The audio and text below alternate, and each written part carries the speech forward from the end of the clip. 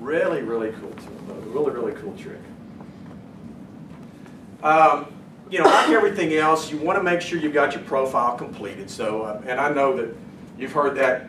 If you haven't heard that, 50 times, you probably haven't been listening, because that's what we all say. It's the first thing you got to do with any of your social media is make sure you've got a complete profile. So utilize that, but also utilize in your profile. One of the things that Google Plus does really well is they let you link within your profile itself very simply without having any kind of coding or anything like that. So make sure you've got links to your website in your profile, in your introduction, in your employment section. Make sure you've got links in there so that you get, again, if somebody wants to read that and find out who you are, what you do, you want to make it as easy as possible for them to get there. So, a couple of other things here. One of the things that you want to make sure you have, and I'm going to show you where it is here, and then I'll cover it in a second. You have recommended links and contributor to. And I'm going to save contributor to for a few minutes. But recommended links, here's a place where you can put links to your blog, to your Facebook page, to your Twitter, to your LinkedIn, to your blog. Again, these are links. Give somebody a chance to see and connect with you. If they're just playing around on Google+, but maybe they really are on Facebook, get them to your Facebook page. Get them to your other social media platforms. Give them a chance to connect with you however they want. So you're okay, you're duplicating with other profiles. You also put them under recommended links, that's okay? Yep. Yes? Yep, I put, actually, this is my website, my social media lab site, and my dojo site. So those are really 3 sites that I have. But you've got the profiles there where you can plug in the other things. I did do a little bit of duplication, but I want to make sure that wherever they see that, they get the shot at it. Yeah. Okay, so let me talk a minute about, yeah. Before you leave that subject, sure. Where do those links show up in your profile? They will show up when you go to View Profile. I'll just do View Profile as. We'll view it as public. They show up right there on the bottom of my profile. Okay, so they're not in the text, but they're down there. Yeah, they're down here. Okay. Right here. Okay. Let me talk about authorship a minute. Authorship, one of the things that, again, with Google, Google is making a large effort to give props to the creator of content, to the originator of content. Because, as Dale said, one of the things that people do is curate content.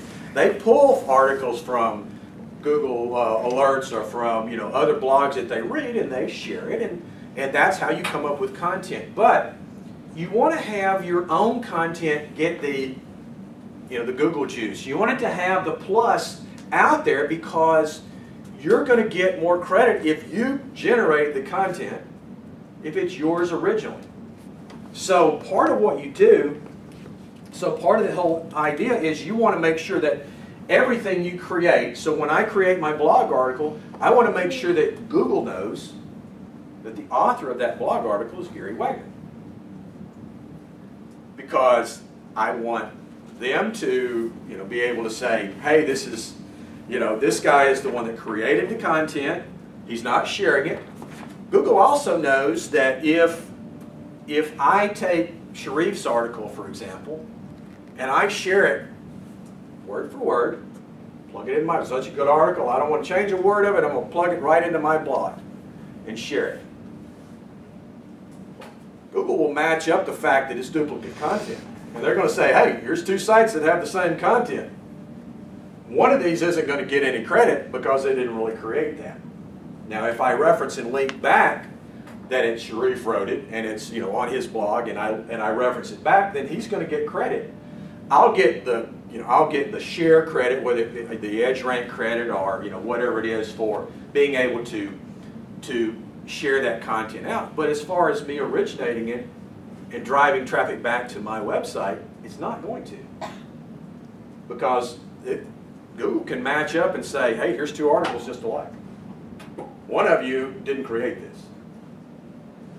And it's interesting because I actually created an article and we submitted it to one of the article submissions, e-zine or something like that, and we posted the article out there, and they kicked, one of the blog companies kicked, or the article submission companies kicked it back because they said this article was published before someplace else before you published it here, so you know we're not going to take it, and you're actually not going to be able to allow to post anymore.